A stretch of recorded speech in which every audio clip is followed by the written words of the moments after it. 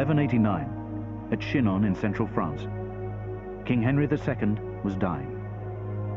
His empire, covering all of England and vast areas of France, was crumbling.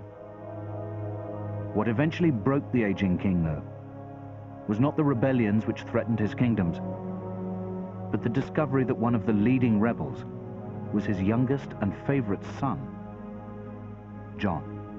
John was a wonderful calculator, but in the end there was something vicious in him which is always going to come out, always going to smile to your face and stab you in the back. He was violent, he was cunning, he was witty and fun, but he was also not to be trusted. Throughout his 17-year reign, the man who would be known forever as Bad King John betrayed those closest to him, persecuted the innocent, and was the first king of England to be accused of murder.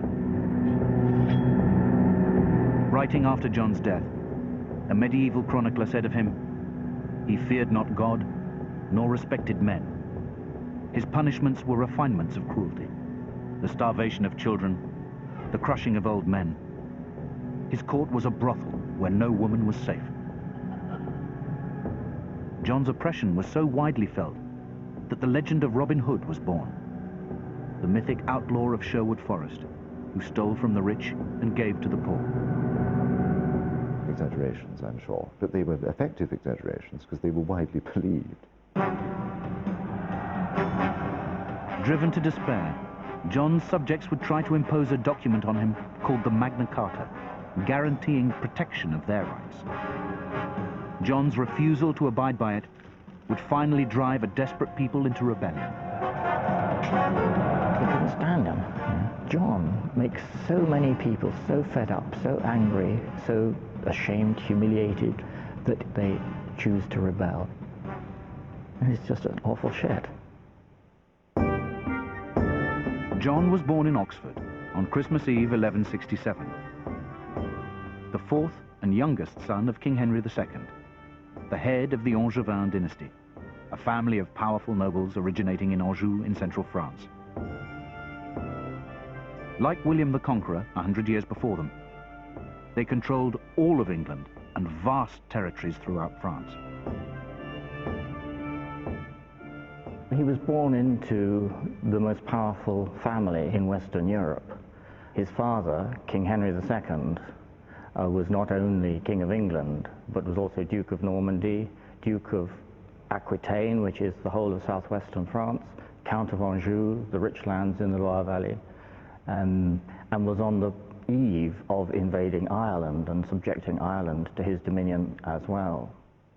Henry and his wife, Eleanor of Aquitaine, had three other sons: Geoffrey, Henry the Younger, and Richard, later known as Richard the Lionheart. As John grew up, that family fell apart, became a classically dysfunctional family. For John, bad relations with his brothers were exacerbated by the fact that as the youngest son, his claim to any lands and entitlements was always unclear. John was haunted by the fact that his father, King Henry II, gave him the nickname Lackland. To amend this in 1189, Henry gave the 18-year-old John the governorship of Ireland. One of John's castles still stands at Limerick in the Irish Republic. Whilst there, John exhibited one of his most notorious qualities. Two contemporary commentators comment upon his rapacity and avarice, that he wouldn't pay his soldiers, but seemed very keen to make as much money out of everyone there as he could. So right from the beginning, avarice, greed, is certainly one of the characteristics they pick up. They say they hope he will improve as he gets older. He's just a lad, after all. The real troubles that beset that family were caused largely by his father's love for John and his father's wish to provide for John, a wish which left behind a trail of people who felt themselves to be disinherited in the interests of the youngest son of the family. Things would never change. Regardless of how much his father tried to help him, John's appetite for power would always outweigh any sense of loyalty to his father. In the last year or so of his life, Henry was facing great problems from his oldest surviving son, Richard, and the King of France, Philip Augustus, and Henry feared that they might be allying against him. John wasted no time in joining his brother Richard and the King of France in rebellion against his father. It was clear that the future lay with Richard, and therefore John, I think, is just looking to where the advantage is. But it does testify to a terrible lack of loyalty to his father. So I think there was just self-interest, calculated the future is with Richard, not with my father. Contemporaries wrote about this as the final straw that broke the father's heart, that he had gone through so much, he'd made so many mistakes for John's sake, and in the end it was the son he loved who betrayed him. With Henry's death in 1189, Richard was now the King of England. And though generous to John, John felt no sense of loyalty to his brother. From the time of the succession to the throne of his surviving older brother, Richard the Lionheart, John was given fantastic wealth, particularly in England, but also in Normandy, and he was also Lord of Ireland. Now, if that wasn't enough for John, it just shows that it would have been impossible to satisfy him. What they don't really give him is the status of an Angevin prince, and so from almost as soon as Richard sets off on crusade, we see him trying to cause trouble, or being drawn into the troubles which arise from Richard's absence. And he in the end took up arms and allied treacherously with the King of France. To John's astonishment, although Richard had been imprisoned in Germany on his return from the Crusades, he eventually made it back. Worried, John immediately broke off his alliance with the King of France and begged Richard's forgiveness. John falls on his knees before his older brother. Richard is supposed to say, "Oh, come on, John, get up. You're just a child. You've been badly advised." Well, by that time, he was nearly 30 years old. So not surprisingly, the French now felt they'd been betrayed by John, who had just betrayed Richard, who had betrayed his father.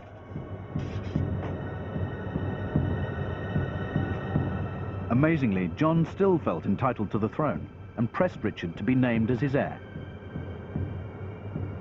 John's claim would have been completely unassailable had it not been for the fact that from 1189, as his father was dying, through to 1194, when his brother was in prison in Germany, John had a track record of treachery which appalled contemporaries. One of Richard's main concerns was for his reputation, for his honor, that he would do what honor required. John is clearly concerned to remain as rich as possible and as powerful as possible, but that honor, I think, never seems to cross his mind at all. Reputations notwithstanding, John would secure the throne. Wounded in battle at Chalus in central France, Richard died on April the 6th, 1199. On his deathbed, he named John as his heir. John is king by the grace of God.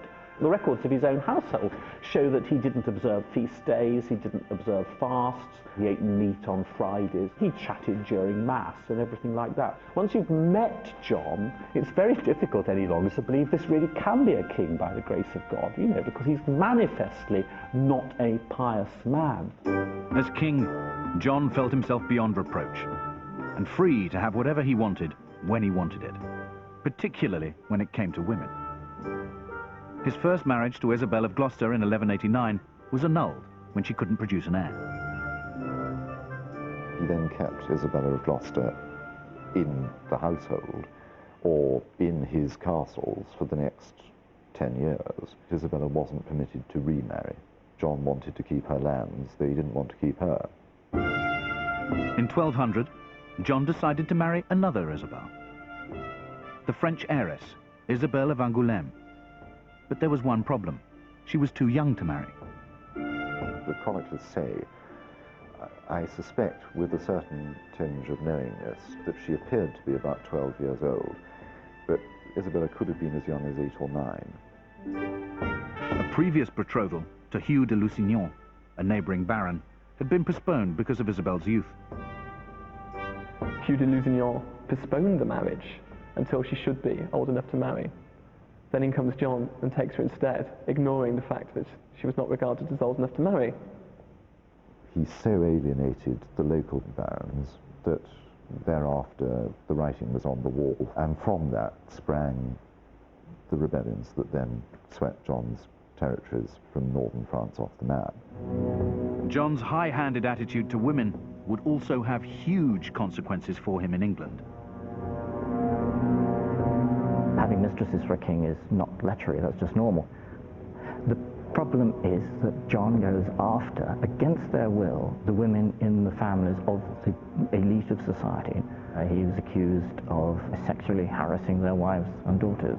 Robert Fitzwalter, for example, said that King John tried to take his daughter by force. The other was William Longspate. Longspate had loyally gone out for John to fight for him at the Battle of Bouvines. He was captured, and while he was in captivity, John seduced his wife. I mean, all these kings were womanizers, but with John it had political consequences.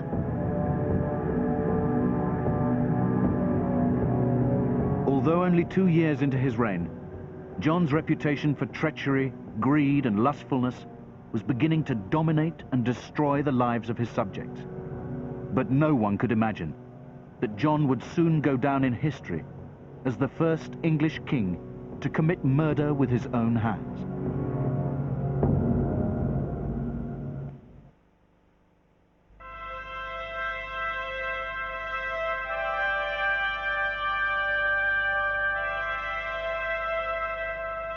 By 1199, John was King of England. Having betrayed his father, Henry II, and his brother, Richard the Lionheart, John was finally in possession of the throne he had always coveted.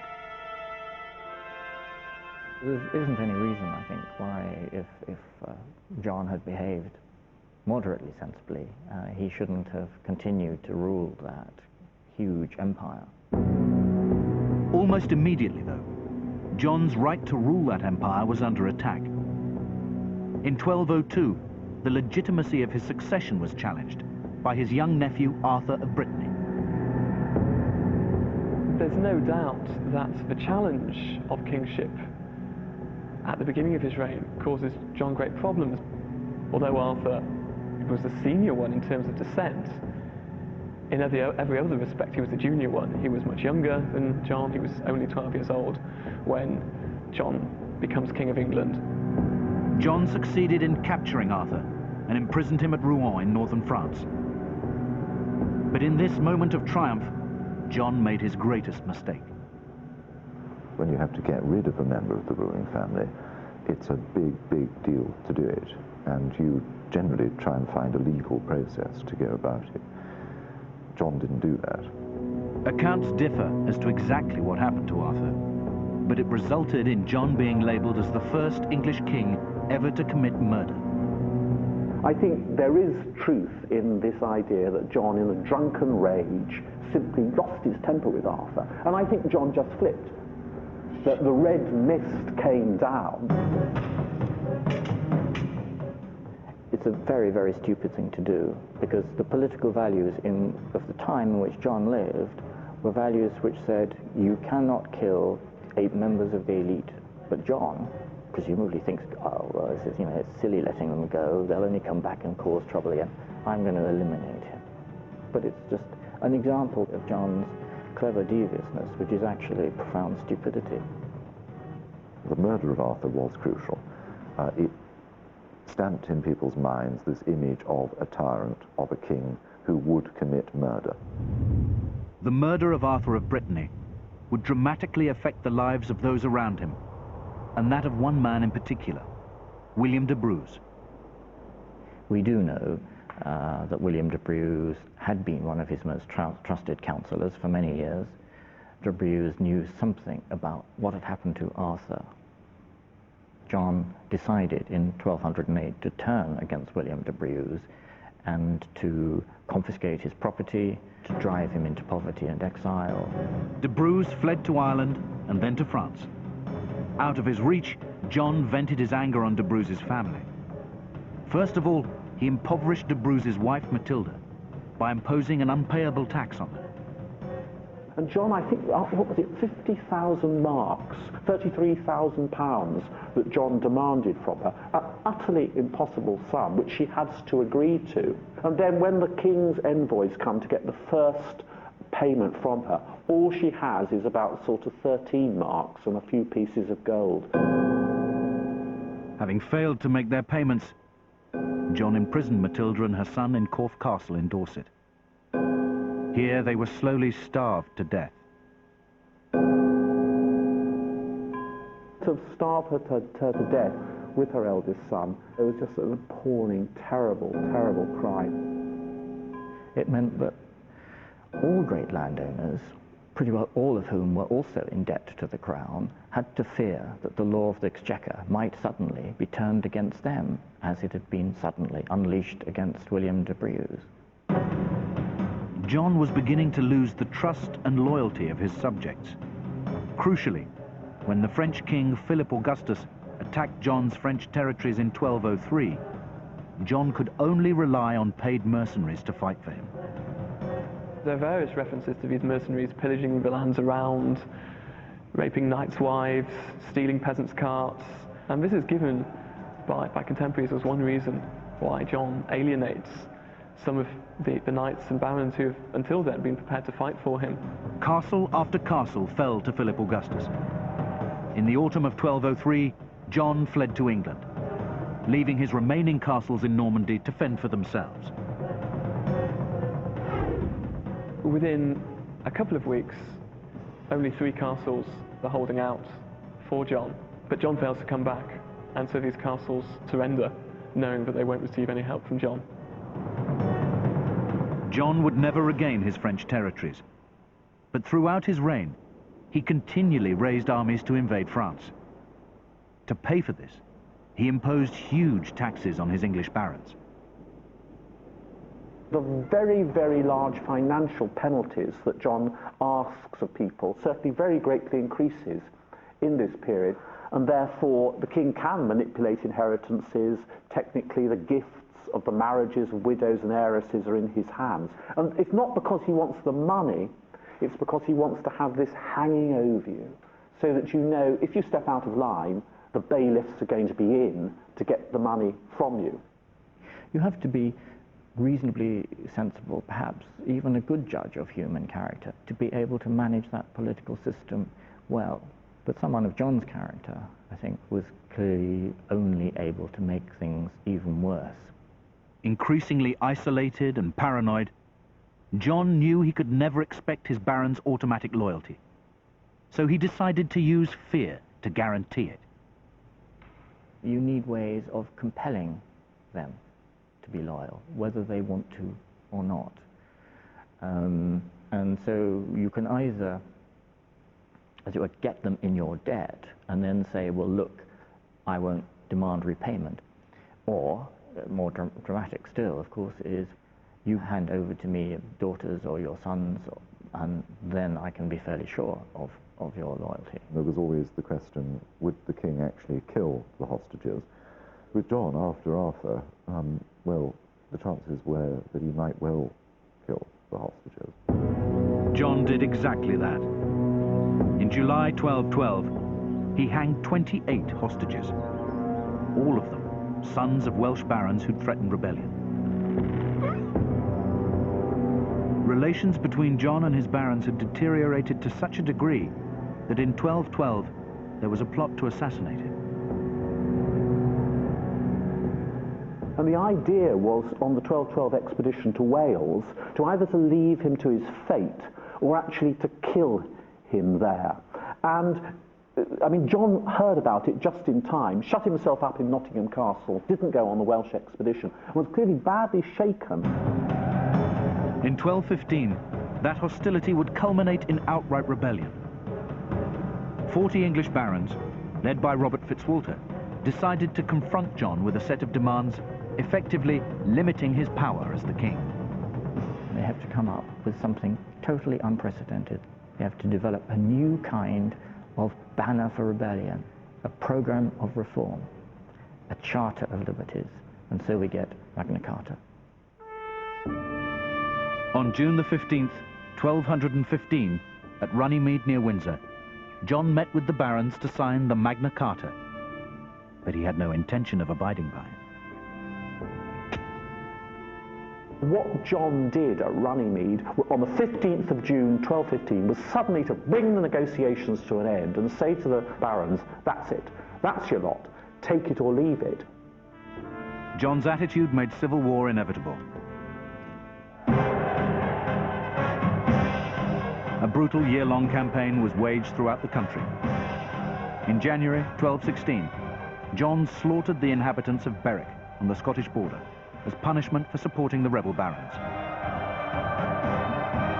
At Rochester in Kent, John personally directed the 7-week siege of this rebel stronghold. To torment the starving defenders even more, he ordered bacon fat to be smeared and burnt on the wooden props used to undermine the castle's west tower. The tower and the rebels' resolve soon collapsed.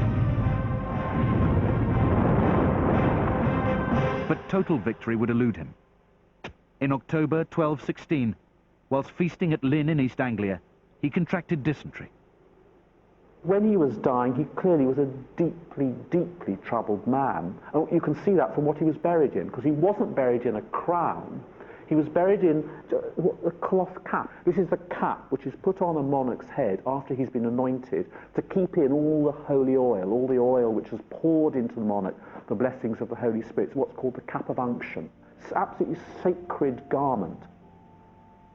John clearly had kept his cap of unction, and he asked to be buried in it in the hope that somehow or other the oil in it and the blessings would waft him as quickly as possible through the regions of purgatory.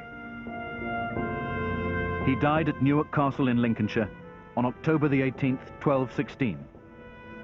In his hurried will, he specified that his body should be interred at Worcester, where today the body of bad King John still lies in the cathedral.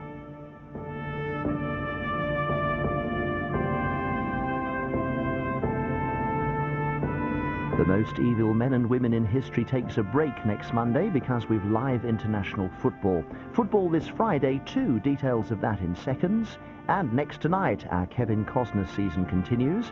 Anthony Quinn and Madeline Stowe join Mr. C for the thriller Revenge after a news update.